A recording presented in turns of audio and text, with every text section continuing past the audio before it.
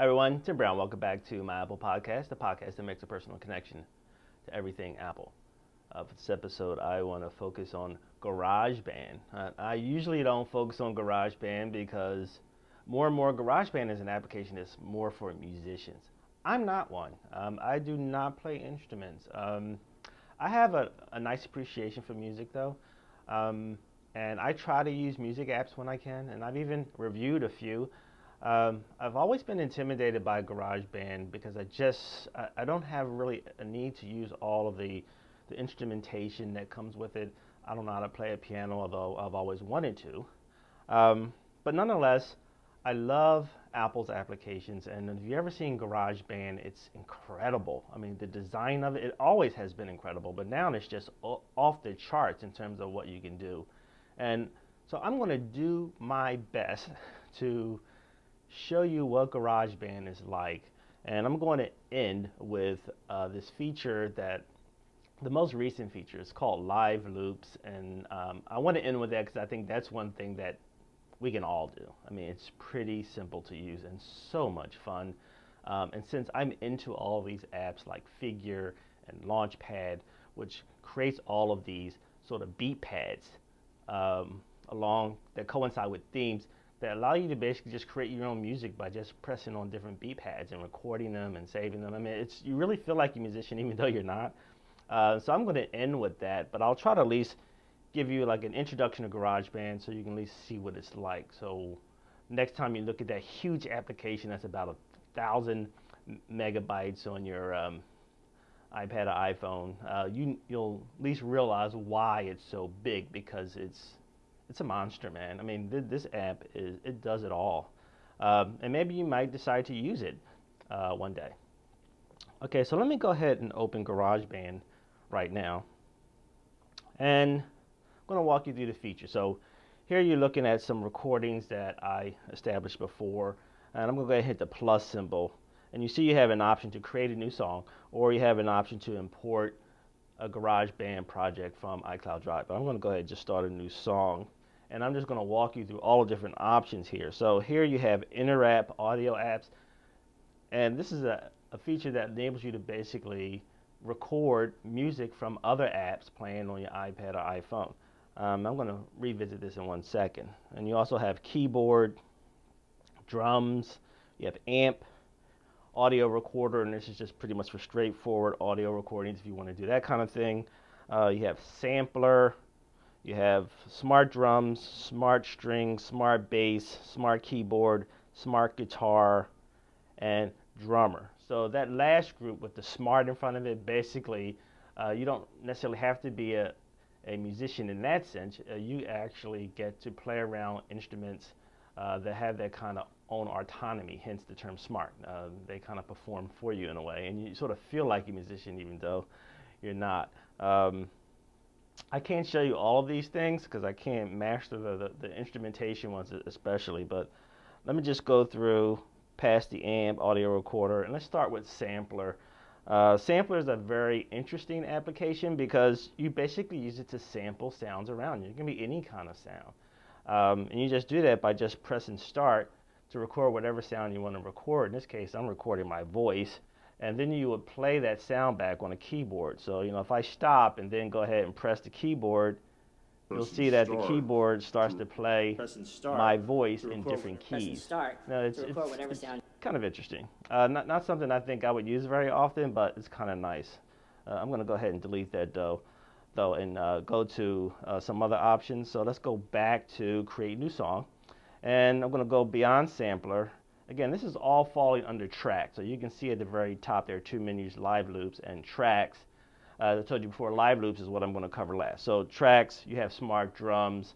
Again, smart being there's something about that particular app that has sounds built into it to make it easier for you to use. So if I bring up smart drums, you see now I have a little beat pad. And what you can do is you can take all of these instruments that are on the right-hand side here, and you can just drag them into this pad here, and they'll create different sounds. You can reposition them in terms of how you want them to play. And you just hit the play button, and you just start listening to these different configurations. And again, you can move them around, and they'll start to create different sounds based on where you move them. You can also use the dice on the bottom left to sort of reconfigure the sounds in terms of how they wind up playing or sounding, depending on the speed, the rhythm, and so forth. It basically just varies the beats. And it's pretty cool and a lot of fun. Anyone can use this. And of course, you can record these. It's just great all around fun. I'm going to go back to the plus symbol again. And again, as you go through the smart examples, you'll see that all these, they're just smart. They give you a chance to play beats and drums and melodies without actually having to play them yourself. Smart strings is very similar, smart bass, smart keyboard, smart guitar, and so forth. There's also another nice one called Drummer. It's this virtual drum set, so you can actually go ahead and just play the drums. Using different selections of drums, you can adjust the controls on the right in terms of whether you want to increase the hi-hat or increase the percussion, depending on what you have going. And you can make adjustments here in the pad on the left-hand side. You can add percussion and different sounds like that. It's just a lot of fun, and I don't know, it's enjoyable. I really like it. Again, it makes it easy for you to do. It's smart. Let's go back to the plus symbol again, and I'm now going to show you a feature that I really like. It's an inter-app audio option. So basically what inter-app means is that you can communicate with other apps on your iPad.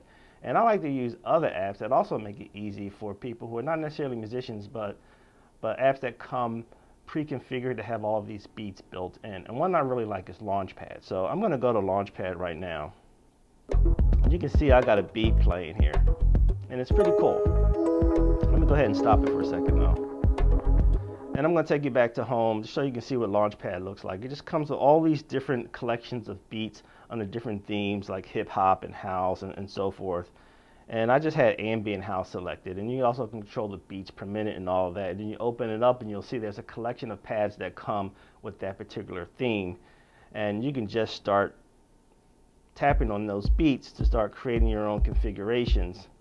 And each row consists of different types of sounds. So some are drums, some are melodies, some are percussion, and so forth. And you just choose your different configuration, and you can come up with your own unique combination of sounds. It's really cool. It's very easy to use, and that's why I like it. You know, you can control volume levels for the different rows that you're using.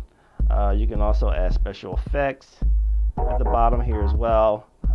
It just comes with a lot of options. You can even edit the pads and bring in pads from other themes to kind of mix things up.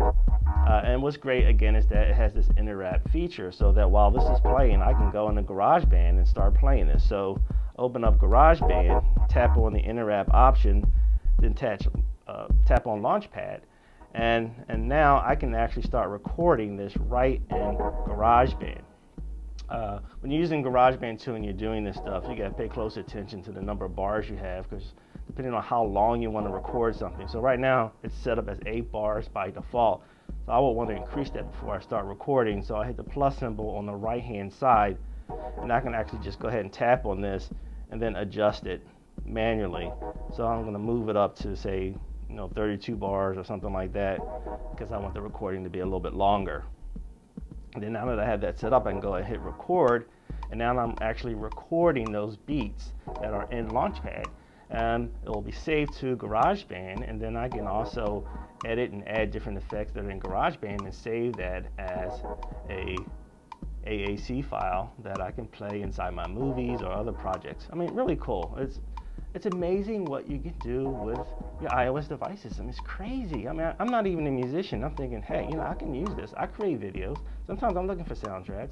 Sometimes I just want to do fun things with my Instagram posts. I like to be able to have something I can create myself, not have to worry about copyright or copying somebody else's music. I mean, this is cool. I mean, this is a lot of fun.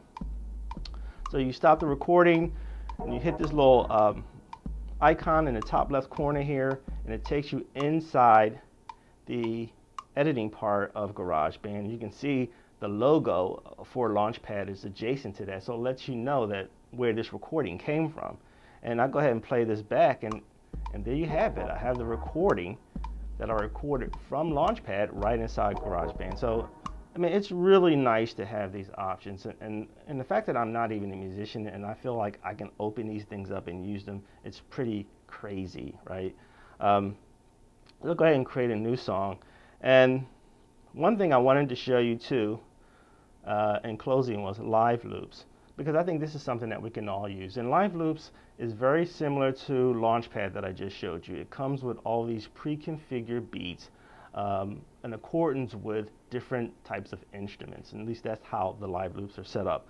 And they're also arranged by different themes like hip hop and dubstep and R&B and so forth. I like house, so I'm going to open up the house option, and you can see when you open live loops up, it comes pre-configured with all these different beat pads and sounds, and they're all in accordance with the different instruments that you see on the left hand side. So the way you can do this is you can actually just start tapping on a pad individually and just start playing them one at a time. You can go across the different instruments that are available and just choose different pads and start combining the different beats and sounds to see what you come up with. There's also some flexibility because you don't have to just press the individual pads.